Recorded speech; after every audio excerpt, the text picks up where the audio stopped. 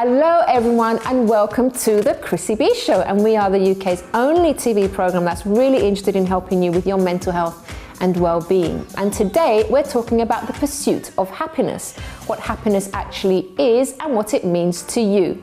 And talking to us about the core psychology of it is resident Dr. Audrey Tang.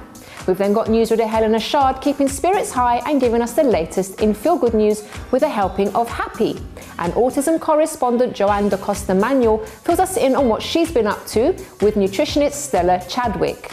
Soutter shares a mood-boosting recipe that will keep you feeling happier for longer. And from time to time, we feature real-life story videos on this program, courtesy of Head Talks. And today, I'm very happy to announce that we'll be speaking to the founder of this online platform, Oliver Chittenden.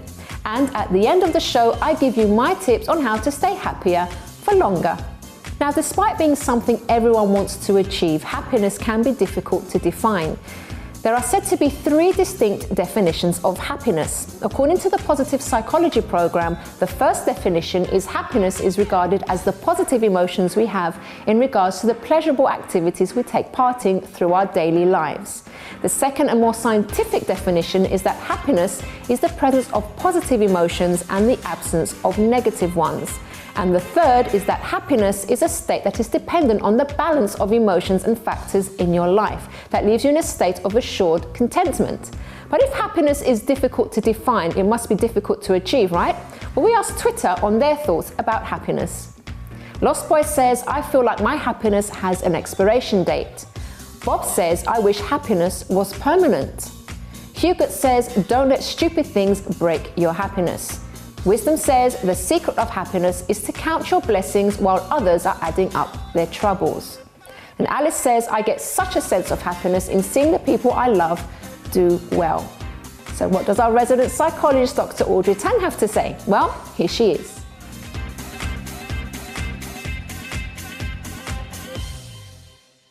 Welcome to the show, Audrey. Thanks for having me, Chrissy. So we're talking about happiness today. Lovely topic. What's your definition of it? Well, for me, the biggest thing to remember is happiness is a state and it's not a goal. A lot of people attach happiness to a goal. In other words, when I lose weight, I will be happy. When I get that job, I will be happy. Because it's a state, I always say to people, why wait? You could be happy right now. Do it right now. And what's wonderful about happiness, it has so many benefits to you. And those benefits are physiological as much as anything else. There has been a lot of research which suggests that happiness makes us live longer. It helps us in terms of alleviating stress.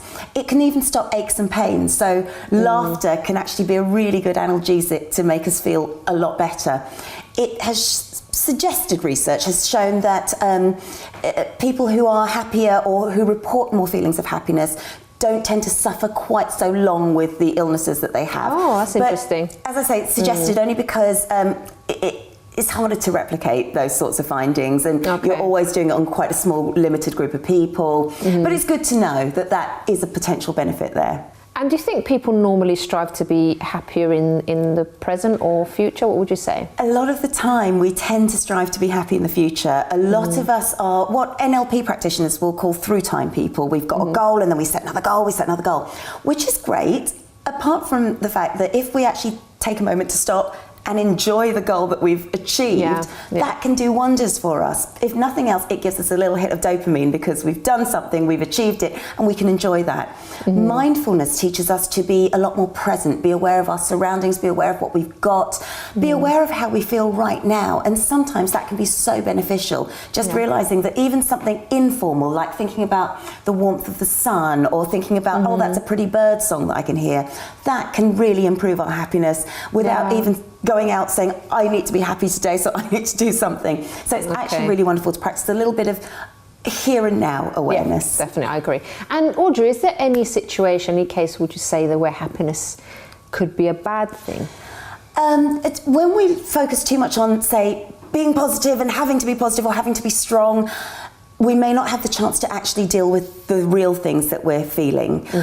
Also, another hormone or another happy hormone is the hit of serotonin. Now, I'm not saying that's a bad thing because that's often what's generated when it comes to antidepressants. However, the hit of serotonin is what we can get when we get likes on our social media profiles. Okay. That can be very addictive, and that's no substitute for a real connection with somebody. So it's quite important to understand that there are different ways of being happy. You can engage in meditation, which will release a more anti-anxiety feel. You can go on a roller coaster or a thrill ride, and that will build your adrenaline. That can make you feel very happy. You can achieve a goal, that's dopamine.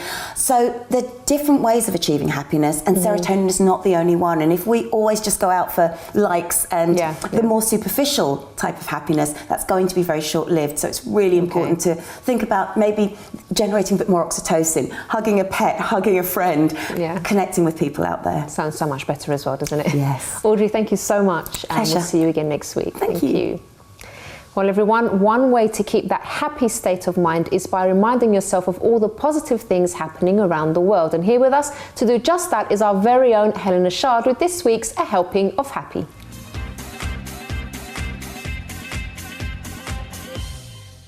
Welcome to the show, Helena. Thank you, Chrissy. So we're talking all about happiness today, and this is just your segment. I know, it's fantastic. So starting with the 90th Annual Academy Awards that we've seen, there are lots of celebrations, and one of the things I want to speak about is The Silent Child, and it won Best Short Film. So there's a couple of things I want to talk about. It was written by former Hollyoak actors, of all things that you'd think, Rachel Shenton and her fiancé Chris Overton, but also Oscar nominee was a 6-year-old girl called Maisie Sly, and she plays Libby. She's actually deaf, and she's never acted before, so it was her first role. But it's very interesting because she's a real beacon of hope for deaf actresses, and in fact she comes from a deaf whole family. Oh, really? And they are taking the film and petitioning really for British Sign Language to be recognised in school as the curriculum. So really good for deaf awareness. So I found that really interesting. And then lots of different celebrity quotes on happiness, which I found quite interesting because they all went the same way. Beyonce was saying the same really as Will Smith. Drew Barrymore, happiness is the best makeup. A smile is far better than any lipstick you put on. Which I thought was very sweet. True. Very, very true. Kate Moss, happiest when she's in the country with her family, friends and dog. And in fact, there were quite a few people, like Paul McCartney as well, saying the same thing. The best thing for him is family, weekend, and just having, time out. It's just a simple thing, isn't it? It is the simple things, which to me as well, I love. And my next story, which I really love as well, is it's a lovely father and son story, and it's about John and his crazy socks. But he decides, John Croning is actually born with Down syndrome, and after high school he wanted to go into business with his dad. They just got on so well. And they thought about all the fun things that they could go into, and because he wears crazy socks, he decided, okay, I'm going to go into socks. And they have built together this most amazing business, which is this huge turnover, and it literally is all about, socks, but it spreads happiness basically through socks, and they love each other, so it's a really lovely story, which is really special. Also, I think we've spoken about Fraser Johnston before, but I thought I'd mention he's a Pride of Britain award winner, and he spends his time taking care home residents out on rides on a bike. So they normally are sat in the care home, not talking too much, and he's really made such a huge change to their lives. Because they go out, they're not only living in the now and the countryside and seeing the trees and everything, they can then reminisce and talk about their lives.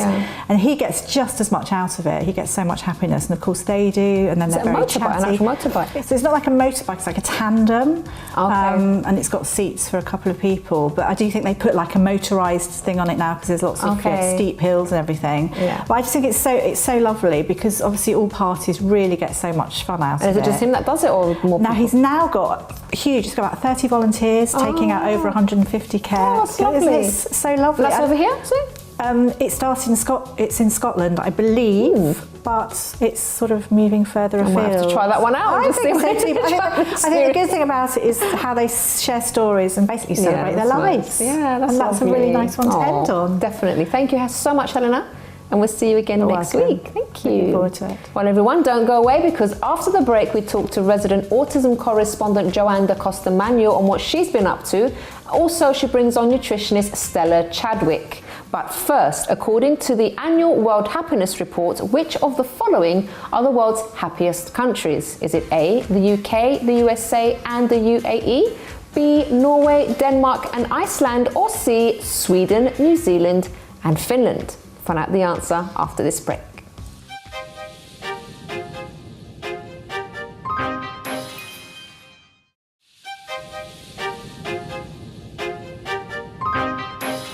Welcome back to the Chrissy B Show, everyone, your TV programme for all things related to mental health and well-being. So before the break, we asked you, according to the annual World Happiness Report, which of the following are the world's happiest countries? A, the UK, the USA and the UAE, B, Norway, Denmark and Iceland, or C, Sweden, New Zealand and Finland? The answer is B. Norway, Denmark and Iceland are respectively the happiest countries in the world, according to the 2017 World Happiness Report. When researched, people in those countries expressed a constant state of positive emotions and contentment throughout all socioeconomic backgrounds, proving that wealth doesn't equate to happiness. And now here to talk about her latest involvement in the autism community is Jo-Ann Da Costa-Manuel with nutritionist Stella Chadwick. Hello ladies. Hello. Welcome to the show. Thank you. So Stella, you're going to be talking about nutrition and autism in just a moment, but first I would like to hear from our resident expert on the programme, Jo-Ann, about what you've been up to lately. Well, you know that I'm autism ambassador for Virgin, so there's lots of exciting things going on there, and we trialled over the last 6 months an invisible disability card to support those travelling with an invisible disability, and obviously autism comes under that.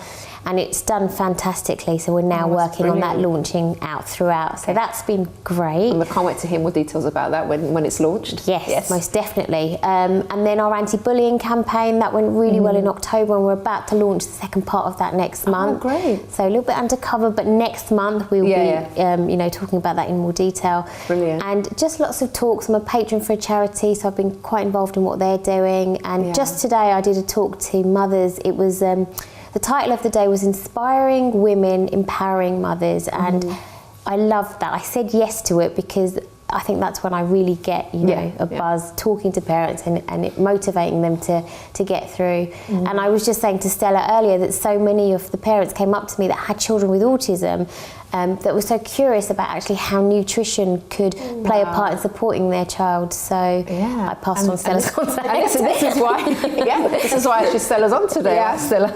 So can you tell us, why is nutrition so important? Okay, I mean, nutrition is important for everyone, and more so for children with autism, primarily because they have certain symptoms that they are, you know, they get a bit exaggerated, a bit of anxiety, maybe they're prone to sort of having more meltdowns than your average child would have, more sensory integration issues.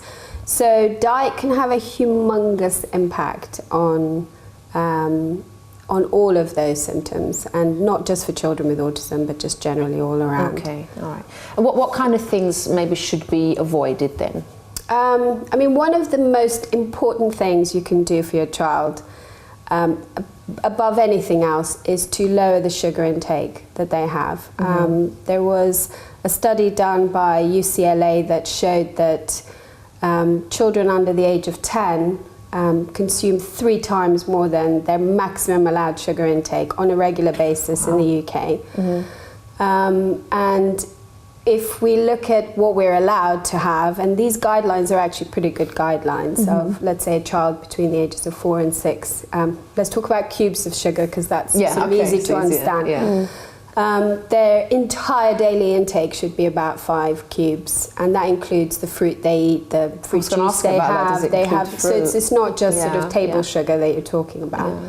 And for a child between the ages of 7 and 10, that only goes up to about 6 cubes of sugar. And so breakfast is the biggest problem, and that's what we're going to talk about, to give ideas to parents to change that. Because if, let's take an example of a really pretty bad breakfast, which is, let's say, Cocoa Pops with just an average portion of that with a little bit of orange juice, that takes you back to about 10 cubes of sugar. That's just for breakfast. And let's then take something that's deemed as quite healthy, which is something like Alpen or bran flakes, and that takes you to 8. So it's not that much better. So it's quite amazing how much you can sort of tot up. And when you think about what that does to the brain chemistry, it's easy when you explain to parents. I mean, when I work with parents, it's mostly to understand how do all these things impact the brain. And there was studies have shown that sugar can actually create free radicals that affect the membrane of the brain, so that causes inflammation, and it makes you feel foggy and sort of kind of out of it.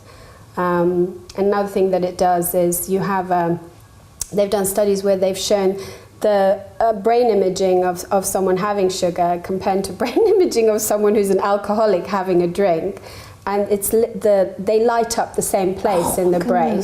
Wow. So it's that reward seeking, which then goes into you've got your reward, then you go into a bit of a crash, then you go into wanting more of it. So you're kind of seeking this again, and you're anxious, and it can cause depression, and it can cause a lot of impatience and lack of focus and all of those things. And the third thing, which we talk about a lot with parents, is whatever you have is either a nutrient or it's an anti-nutrient. It either gives you or takes away. Okay. And sugar is a complete anti-nutrient. So it robs your body of magnesium, which is such a relaxing nutrient, and we're very low in it as a nation. On average, just a normal person will be quite low in that. And then it also robs you of your B vitamins, which are very important for your neurological function. And chromium, which is another nutrient, which is very important for your blood sugar balance. Okay. So if you can find good things to just changing your child's breakfast genuinely will make a massive difference to how they are throughout the day and how they learn and cope. Okay. Now, you've actually advised Jo-Ann on what kind of breakfast and what kind of food to give her son who's autistic, right, Jo-Ann? So what kind of ideas can you give? And actually, have you seen any changes, any benefits from having those breakfasts? My son's been following it for a little while now. So, I'm such an advocate for nutrition because I've just seen how amazing it can be. And for breakfast, he has rolled oats and a little bit of fruit and a drizzle of raw honey and some cinnamon. But I guess his palate has now got used to that, where he doesn't need that overload of sugar. And I think perhaps what happens with children is they get so used to it that the only way is up, really. You have to just keep upping the dose. So when you have a break from it and maybe clear that palate, you can start to sweeten it just naturally with dates and things like that, and they satisfy that sweet, that sweet craving enough. So I think that's what I found helpful for both my children, actually. But yeah, sugar is, I went on a bit of a detox a couple of days ago, and I was saying to my husband, I just felt like I had so much more energy. I know, it's so true. It does make you feel better when you take it out, and you think when you're looking at children that may be vulnerable and actually are struggling so much, how much more could that perhaps help them? So I think sugar is one we all need to watch. Yeah. Definitely. Stella, you actually have some photos as well that you have. Yeah, I've got some photos just to inspire parents and empower them, and to just show them how simple it is, really, genuinely, to make that change. So there is the favourite that I think your kids might think you've gone a bit mad if you serve it in the morning is a milkshake, which looks like a chocolate milkshake. But it's made with frozen bananas and some nut butter, and for those with nut allergy, it's you can put tahini, which is a sesame paste, and some pumpkin seed butter. And it's sweetened with, sometimes bananas are just enough, but sometimes you need a little bit of dates or a little bit of honey. But then you can add little plant-based milk or just dairy milk, whatever works. And cacao. And cacao. And cacao, of course, is very rich in iron, and a lot of kids on the spectrum are actually quite low in iron. And generally speaking, I find that often. And because it's plant-based, you need a bit of vitamin C to help it absorb. So we pop in a bit of fruit. It can be kiwi or papaya or clementine or orange or something like that. And it takes about 60 seconds to whiz up. And honestly, it's the most fancy one now. So delicious. And then one thing I do often is, of course, as a busy person, we're all busy, and mornings are chaos, aren't they, for most people? So I have a jug of pancake batter, which I keep in the fridge. And that's just literally either buckwheat flour or coconut flour mixed with some eggs, and I add in things like flax seeds to give a bit of omega-3 fatty acids for the brain, and very good for the kids who are prone to constipation. It's excellent for that. And some, just to thin it down, you can add a bit of milk or plant-based milk, and then just keep it in the fridge. Yeah, tell us about the next, breakfast. And so that's a good one. So you can thin it down daily if it fattens up in your fridge with some plant milk or normal milk. And then we've got, some kids like porridge and some kids don't, because it's just the consistency thing. But it's such a good way to sneak things in, like chia seeds and flax seeds and hemp seeds. And all this stuff is so easy to get now in supermarkets, really easy. Just a tablespoon of each makes such a difference. Lots of protein, lots of healthy fats. And then, of course, cinnamon is excellent for regulating blood sugar, so that would be a nice thing to add in as well. They all sound so yummy. There's been a hit. I'm only talking about the sort of major hits, which kind of they're all in little categories. So there's the drink and the pancake and the porridge, and then you've got the crispy stuff. Kids who like that crunch. And instead of having cereal, I know this is going to sound like I'm asking you to make cereal, but it is so simple. It's literally flax seeds, eggs, and a bit of honey and cinnamon. You whiz it in your blender, and then you take a parchment paper and you roll it out in between, and then you crisscross it like into little squares and bake it for 15 minutes. And then when it comes out of the oven, you snap them all out and you put them in a big jar. And it's brilliant, not just for breakfast, but also for when you're doing other therapies, as a reinforcement to have something crunchy, and because it's delicious, it's sweet, And also after school, because it's very satiating, and also it really helps with blood sugar balance. Wow. And kids prone to constipation, it's absolutely amazing. Wow. So those are the ones that we love to have. What about things like eggs and stuff like that? Yeah, of course. I'm kind of talking about the more alternative stuff, but eggs, amazing. Amazing eggs with just some nitrate-free bacon and some good old-fashioned sausages, or with some sort of grilled tomatoes on the side and mushrooms. That's fantastic. It's more sort of a weekend thing. But we do a lot of sort of eggs with smoked salmon, or eggs and omelettes and things like that. So those are like, it's the ultimate fast food, isn't it? It's brilliant. So such lovely ideas. I find just one egg, one banana, mash it all up. That's how we make our pancakes. Yummy. We don't put anything else in it, just whatever the equivalent is of the eggs to the banana. And they're just amazing and very uncomplicated. Well, that's really good advice. Stella, thank you so much for that. It's brilliant. And I'm sure that's given lots of ideas, not just for parents with children that have autism, but any children. Absolutely. And us as well, adults, right? Yeah, good for definitely. us. Yeah. And Jo-Ann, thank you. And we're looking forward to hearing about more exciting updates next time you're on. Yeah, absolutely. Thank you for having us on. Thank you. Yeah. Well, everyone, don't go away, because after the break we have one Lily Soutter who'll be giving us a recipe that's sure to boost your mood and hold that happy feeling for longer. And she also answers your nutritional questions, including this one. I've been diagnosed with lupus, and I was wondering if there was anything I can do nutritionally that can help with my symptoms. Find out what she has to say after this break.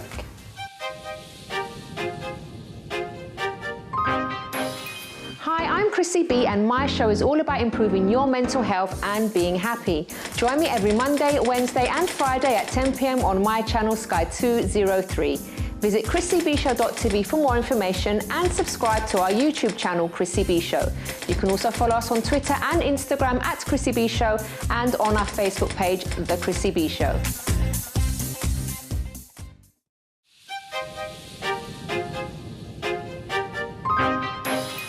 Welcome back to the Chrissy B Show, everyone. Let's take a look at this.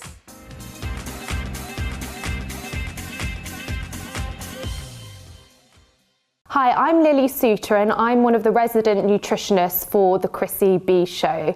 And today I'm going to be making a happiness salad. So this salad is going to contain some beetroot, lots and lots of greens, and also a little bit of feta. And we're going to make a really tasty tahini and olive oil dressing. Now, there is actually some research linking mood and food together, and there's some key foods which have been scientifically studied for their mood boosting properties. One of those key foods is actually chicken and turkey.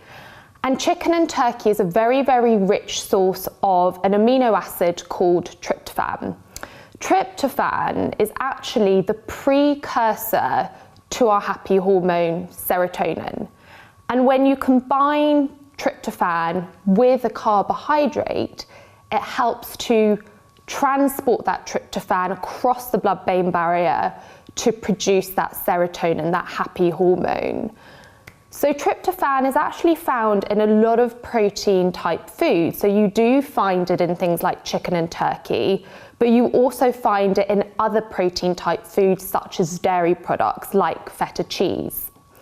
So that just brings me on to carbohydrates as well in general. A lot of people actually fear carbohydrates because they're always saying, oh, it makes us fat. But actually this is totally a myth. And carbohydrates are actually a really important part of the diet, but they also help to support mood. Carbohydrates such as whole grain bread and pasta can help to transport that tryptophan, that protein molecule, across the blood-brain barrier to produce that happy hormone serotonin. And a lot of people, when they go on low-carb diets, they often feel a little bit moody and low, and that can be partly because of a lowered serotonin production. So carbs can make us happy, and often we crave comfort foods, and those can be carbohydrate type foods, and there's absolutely nothing wrong with going for those carbs. But try and choose carbs with health benefits. So by picking whole grains like whole grain bread, pasta, sweet potato, and if you leave the skin on, it adds extra fiber, oats, beans, lentils, chickpeas, all of these carbohydrates are super healthy and they help to balance blood sugar. They also help with serotonin production. So now I'm going to make my happiness salad.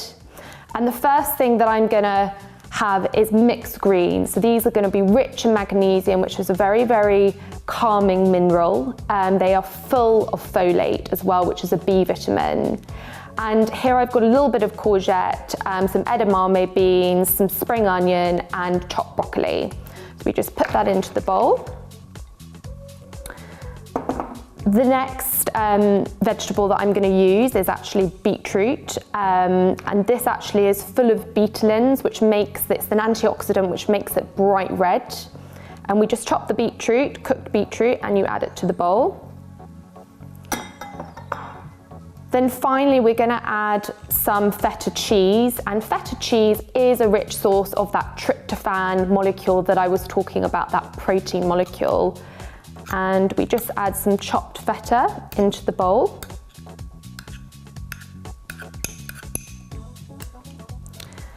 And then we just mix together.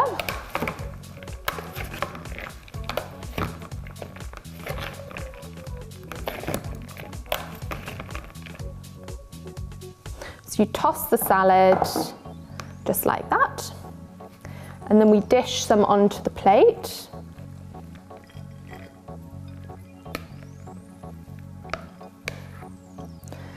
And then lastly, we need to actually make the dressing of the salad. And what I'm going to do for the dressing is I have some olive oil, which is really, really heart healthy.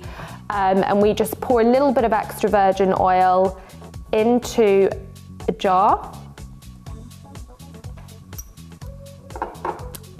Then the next bit is we need a little bit of tahini paste. Tahini paste is basically ground sesame seeds. And it's full of healthy fats, but it also gives it that sort of indulgent, fatty flavour. So you just add a couple of tablespoons tahini to the jar. Oh. And then you whisk together. And it's just going to give a nutty, seedy type flavoured dressing, which can taste really, really indulgent, but it's actually full of healthy fats. And then you just drizzle over the dressing.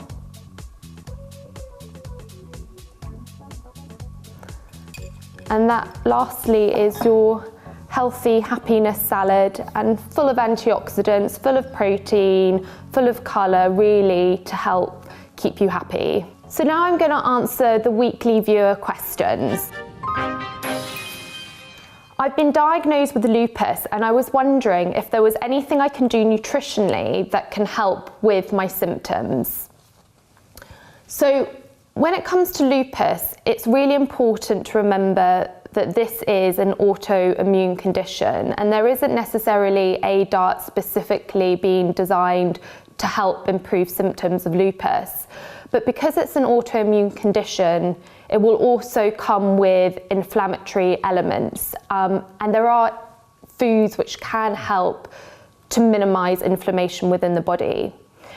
Certain foods, such as foods rich in omega-3 fats, can be amazing in terms of anti-inflammatory properties. Oily fish is one of the richest sources of omega-3 fats that you can find.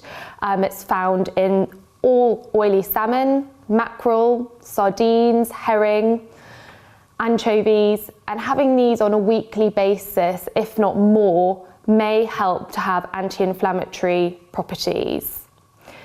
Vitamin D is another one which is often forgotten, and this nutrient is actually involved in autoimmunity, and it's also involved in many autoimmune conditions. And most of us within the UK actually currently don't get enough vitamin D, especially during winter.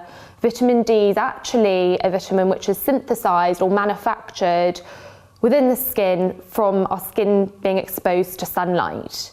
And actually we now know that we need to supplement between October and April in order to get enough vitamin D within the diet.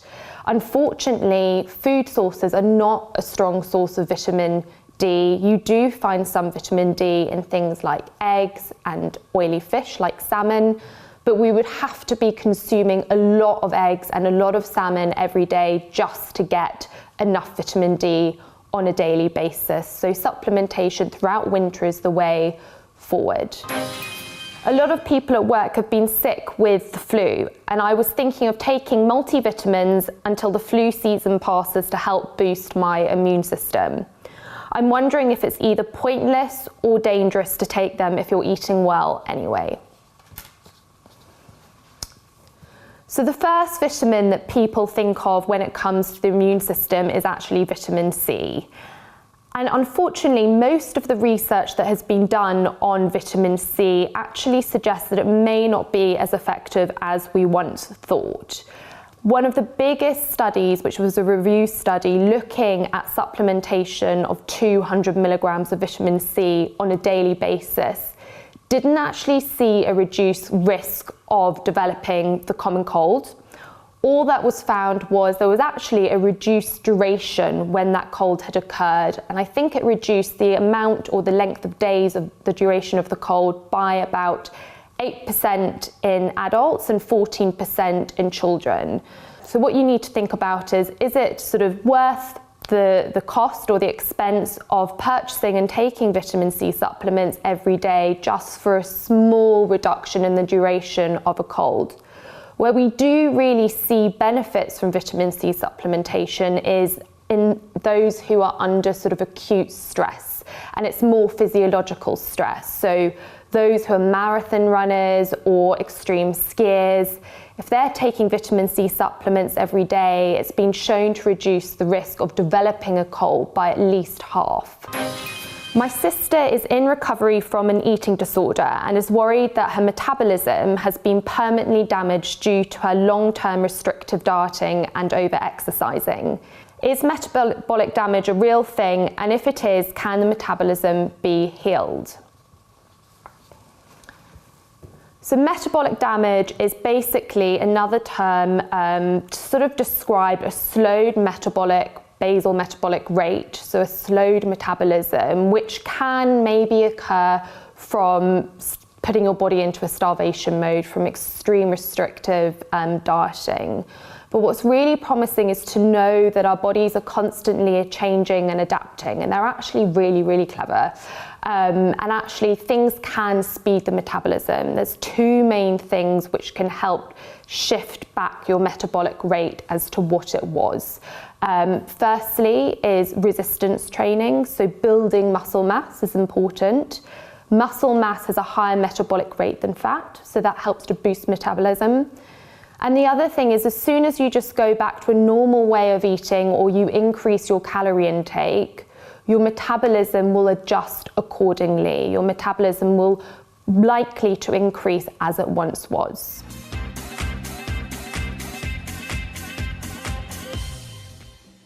Do join us for more after this break.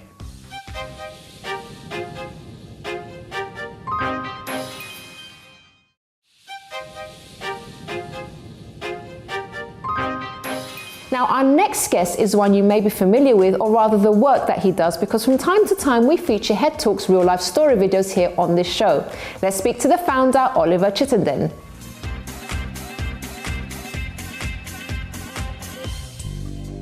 My mental health journey was pretty torrid, and it's a long, gory story that I can't go into in all the detail because it would take ages. But basically, it came to me relatively late on in life, age 27, and really came out the blue. It was a complete surprise. I had no tools, I had no language or knowledge of what mental illness was. And when this sort of wave of anxiety, kind of tsunami hit me, I was living in Brussels at the time, and I just didn't know what was going on. All I knew was that it was painful and it was serious. And I then, I was pretty isolated there, and Brussels isn't the most attractive destination. It's quite grisly and rainy, but essentially I started to abuse myself. So substance abuse, alcohol, drugs, anything that would really, I could escape from the pain that I was experiencing. And that went on for a long time, to the point where I lost my job. I went to Australia, and I essentially got picked up off a street in Sydney and shipped back to a treatment centre. What's interesting about that journey, and there are lots of other little stories in it, is that I actually did go and see a psychiatrist sort of about, 6 or 7 months in, and I remember going to see him, so I must have had some knowledge that this was, something going on crazy with my brain. And I remember him saying to me, when I ticked the boxes of his form and whatever, he said, "Oliver, your problem is you're fighting."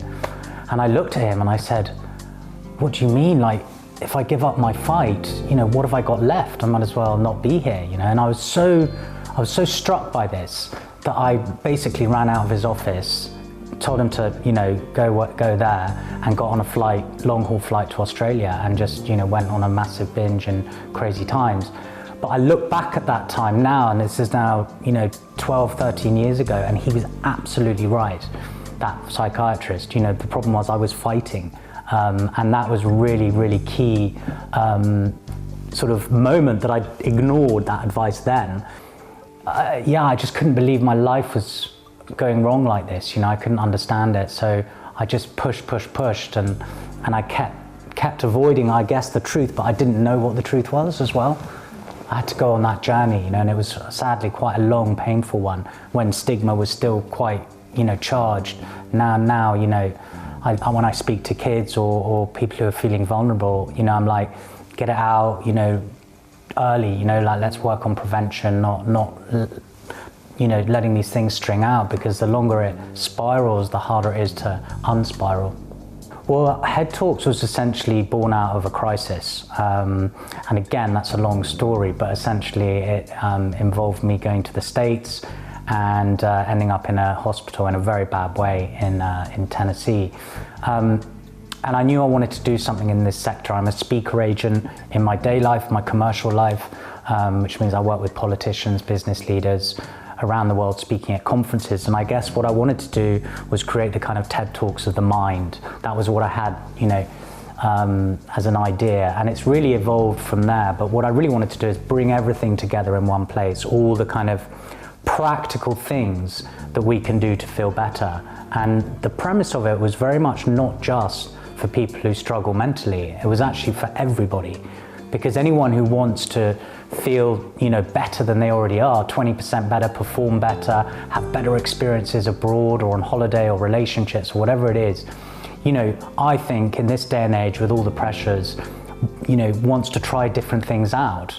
The challenge is that we're also unique in terms of where we find that inspiration from and recovery. So what I wanted to do is bring this all into one place where people could go on a head talk journey and kind of create their own toolbox. So it's educational, it's inspirational, but it's also becoming a resource for people to basically get inspired in a digital format. There are podcasts, there are inspiring blogs, there are meditations, and there's a vast amount of content. We put out a piece of content a week, and I think, what I wanted to do is do something very accessible, so you're not looking over your shoulder thinking, oh, he's looking at a mental health site, It's very fresh branding, and it's like, this is just a normal conversation. It's about feeling well. And I think everyone, whether they're conscious or unconscious of it, does 4 or 5 things a week to keep them balanced. It might be running every Monday morning, it might be jumping in the ponds at Hampstead Heath on a Thursday, maybe it's seeing a therapist on a Tuesday, maybe it's acupuncture.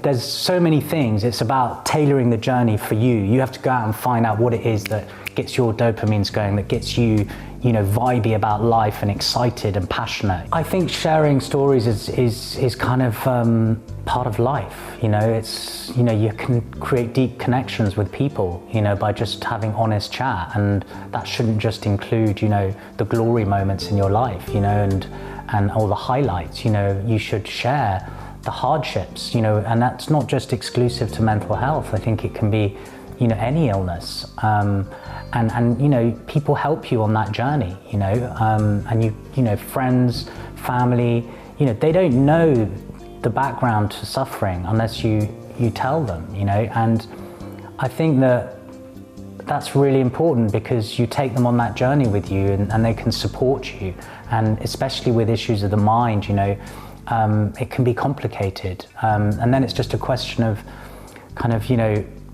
if your loved ones are around you, is knowing what to say, but just being there, and just having that open discourse and creating environments where you can just talk openly. I mean, I've found often through speakers that I hire in my other job, the ones that get up on stage and say, oh, I won 5 Olympic golds, I made £1 million by the time I was 25, and boast about their achievements.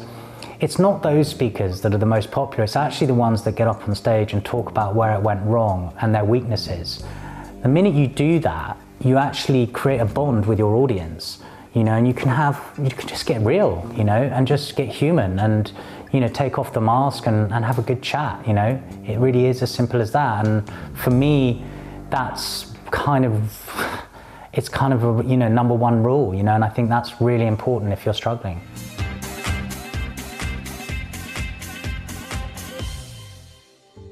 Thanks very much to Oliver there.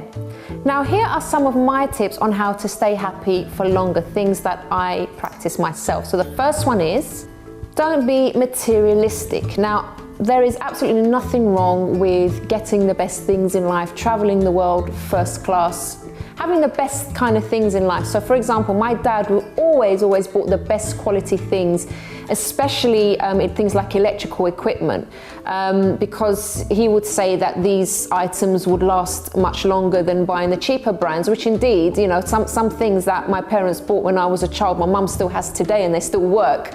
So in those kind of terms, it's great to get the best quality things, but don't think that these things will actually make you happy, like attaining cars and money and things will actually bring you that peace and happiness. I remember a guest on the program. Now, he's a very rich man. He had a great business, but he lost everything. And the thing is, when he was speaking, he was telling me that he had, at the time when he was really rich and he had all this stuff, he totally forgot about his family. He wasn't spending time with them. He wasn't valuing them.